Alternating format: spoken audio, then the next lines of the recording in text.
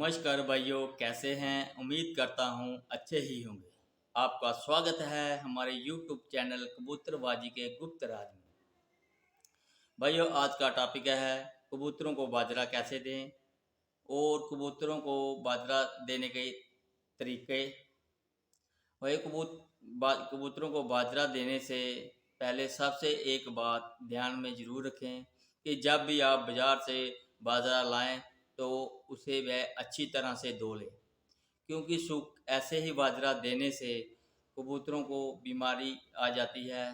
क्योंकि बाजरे में छोटे छोटे छिलके होते हैं जो गले में चिपक जाते हैं, तो इससे कबूतर क्या होता है, कबूतर फूल जाता है और वह सुस्त होकर बैठ जाता है, जिससे कबूतर बीमार हो जाता है।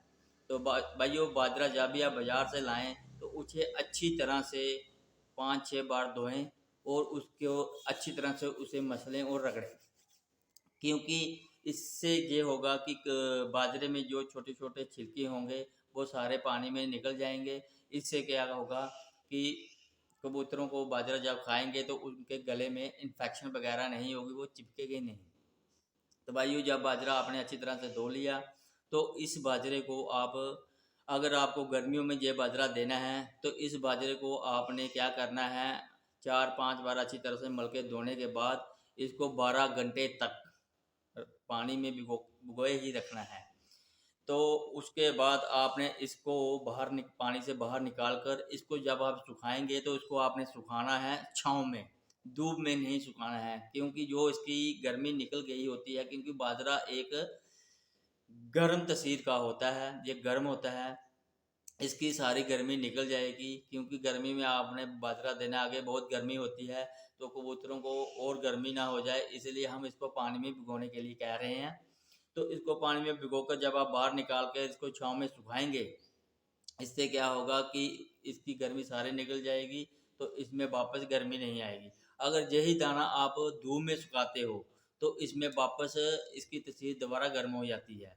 तो इसलिए इसे छाँव में सुखाकर और अच्छी तरह से सुखाकर इसको, तो उसके बाद जब भी आप कबूतरों को दें, जहाँ पहले सब जितना दाना आपने भिगोया हुआ है उस दाने को सरसों की तेल या अपने सरसों तेल होता है, कई कबूतरबाज भाई इसको देसी घी, और एक आता है मल्टी विटामिन का कैप्सूल इवियन, विटामिन का कैप्सूल होता है इवियन, उसके उसको वैसे इतना सा एक ग्रीन कलर का कैप्सूल होता है, उसको कैप्सूल को पिन लगाकर उसको जो है उसको छेद करके उसको ऐसे हाथ में निचोड़ कर ऐसे मलकर तो बाजरे में लगाया जाता है।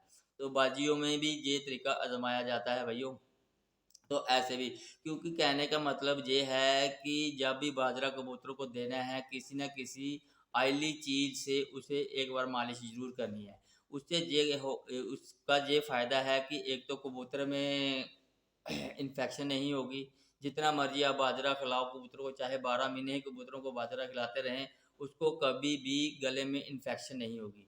ऐसे कबूतरों को गले में इन्फेक्शन हो जाती है। ये था गर्मियों में बाजरा देने का तरीका। और सर्दियों में ये है, सर्दियों में भी अगर आप बाजरा कबूतरों को देते हैं तो इसी तरह उसको धोएं, इसी तरह तेल की मालिश करें, और मगर उसको सुखाना आपने धूप में है, क्योंकि सर्दियों में आगे ठंड होती है तो बाजरे को जब हम इसी तरह से धोते हैं, और उसमें एक चीज़ और आपने ऐड करनी है कि उसे 12 घंटे तक भिगोना नहीं है। उसे सिर्फ आपने 4-5 बार मलकर अच्छी तरह से धोकर उस बाजरे को निकाल देना है और धूप में ही सुखाना है, कि अगर थोड़ी बहुत ही उसकी तासीर ठंडी हो भी गई होगी तो धूप लगने से उसमें दोबारा गर्मी पैदा हो जाएगी।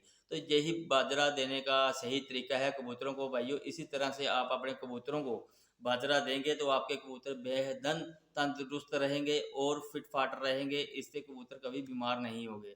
बाजरा लोग अक्सर नए जोड़े जब लगाते हैं तभी बाजरा देते हैं, क्योंकि इससे कबूतरों में हीट पैदा होती है, तो और इससे कबूतर जोड़ा लगाने में आसानी से तैयार हो जाते हैं।